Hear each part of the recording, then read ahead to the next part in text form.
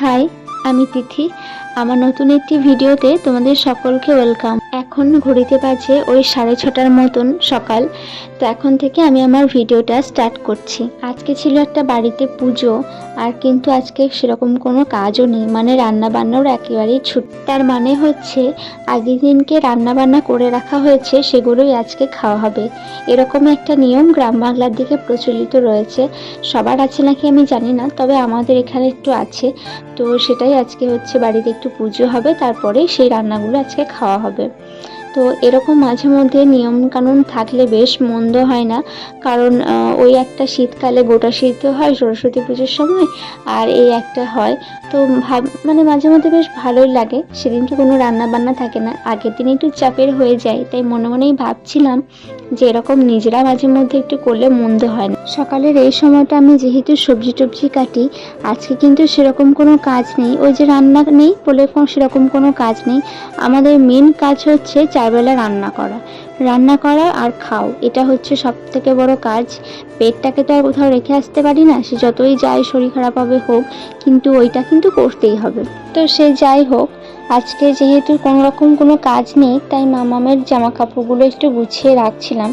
সমস্তটা একসাথে জড়ো হয়ে গেছিলো, তাই ভাবলাম যে সকালের দিকে মা আছে স্নানে, এই সময়টুকু আমি ফাঁকা রয়েছি, মামামও এখন ওঠেনি, তাই ভাবলাম যে সবগুলো একসাথে ভাঁজ করে তুলে রাখি। ওর জামা কাপড় আমি যেহেতু প্রত্যেক দিনই পরিষ্কার করি, মানে একদম সার্ফ জল দিয়ে একটু পরিষ্কার করি, তারপর আমি তুলে রাখারই চেষ্টা করি, মানে একটা জায়গায় রেখে দিই।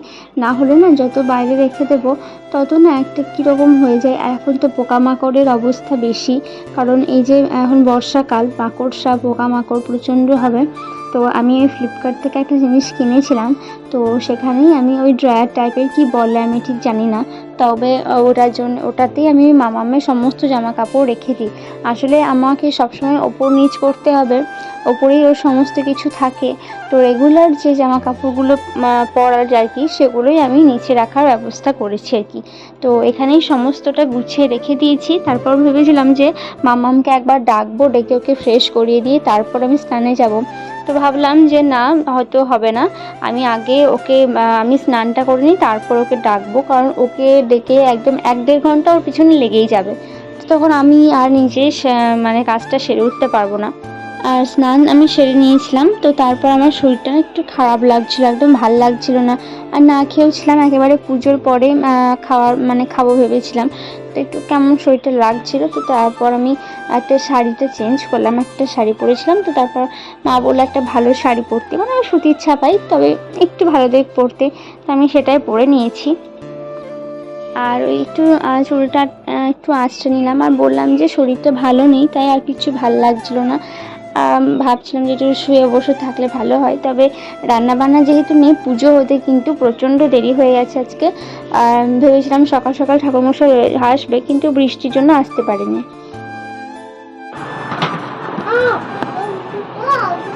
বাড়িতে রয়েছে একটা পুজো, তার জন্যই শাড়িটা পরেছি।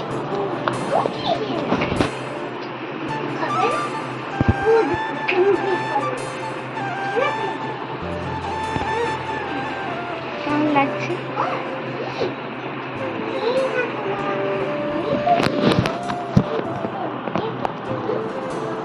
চুলটা একটু করে নিই, কেমন লাগছে?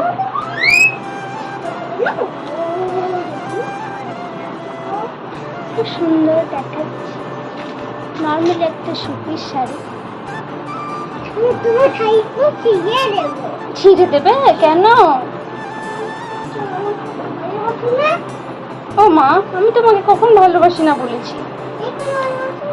কখন বললাম? ওটা দুষ্টুমি করলে আমি তোমাকে বকবো না। চলো নিচে যাই। তো তারপর পুজোও কমপ্লিট হয়ে গেছে। তো আজকের ভিডিওটা এ পর্যন্তই। কেমন লাগলো অবশ্যই জানাবে। দেখা হচ্ছে নেক্সট কোনো ভিডিওয়। ততক্ষণ সবাই খুব ভালো থেকো।